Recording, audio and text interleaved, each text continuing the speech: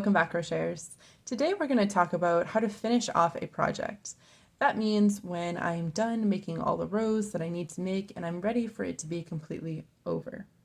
So to do this, I'm going to make sure I have my scissors nice and handy and close to me, and I'm going to get ready to begin. So here I have made a square using my double crochets, and I am almost finished with this final row. And I've decided that when I'm done with this row, I just want my project to be completely done. So let me go ahead and show you what I would do when I get to the end of my row to finish it off. So I'm going to go ahead and I'm going to complete my row. So I'm going to finish making my double crochets.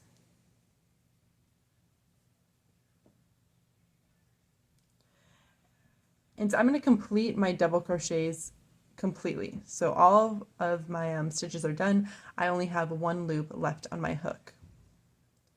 When I am completely done, I'm going to go ahead and take my scissors and I am going to cut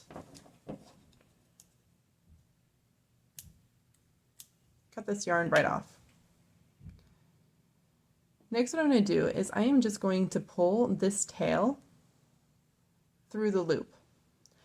And I'm going to do this by just wrapping my yarn from behind my hook. And then I'm going to pull this yarn that is on the hook through the loop. And I'm going to pull, pull, pull, pull, pull until I have that yarn completely through the other side. I'm going to tug to make sure it's nice and tight. And that's it. I've created a nice knot right here. This is not going to unravel now. Okay, but you may be wondering, now what am I going to do with all of these loose tails? You have a couple of different options. Your first choice is to just take a pair of scissors and cut these loose ends off. When you cut them, be careful not to cut the knot that you have just tied, because then you are going to unravel all of your yarn. So if this is my knot here, I'm just going to cut a little bit above it. Just like this. When you do this method, you're going to always have just a little bit of yarn poking out, and that's okay.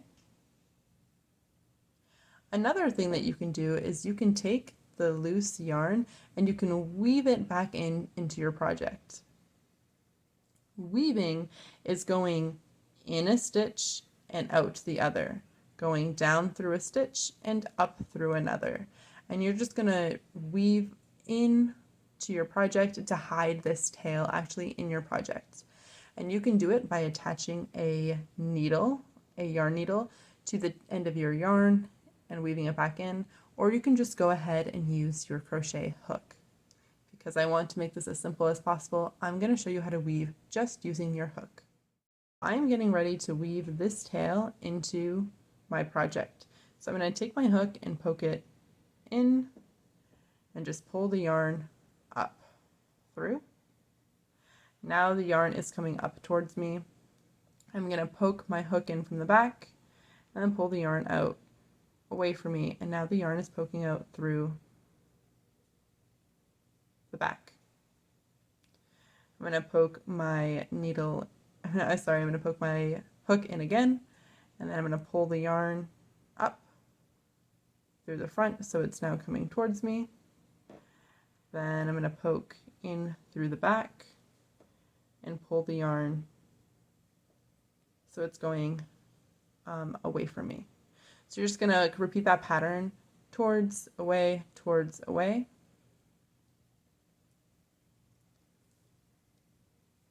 until you don't have a lot of yarn left on your tail.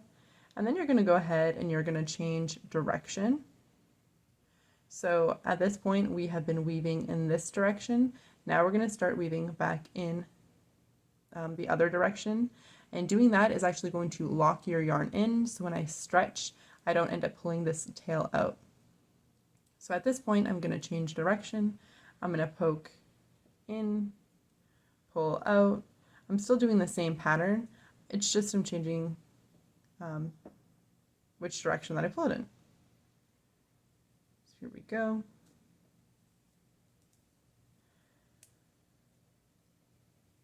I'm going to pull it away from me because I just pulled it towards me. going to pull it towards me, and I'm going to pull it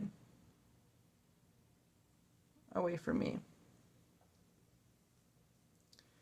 Because this tail is so long, at this point, because I've already weaved about an inch or two of the tail into my project, I can take my scissors and go ahead and cut this off.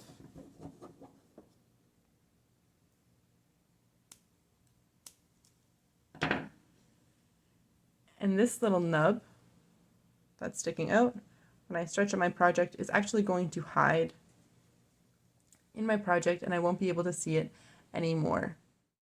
So those are just two ways that we can finish off our project and hide our tails.